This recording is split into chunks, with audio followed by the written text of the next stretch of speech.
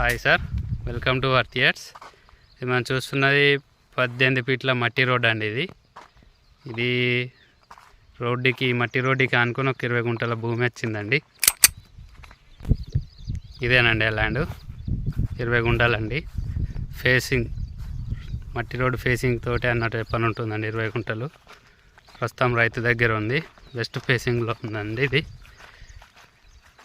Land. ఇది మన Siddipet to Vemulawada రోడ్డుకి ఒక 2 కిలోమీటర్ల డిస్టెన్స్లో ఉంటుందండి. సిద్దిపేటకి 10 కిలోమీటర్ల డిస్టెన్స్లో ఉంటుందండి సైటు.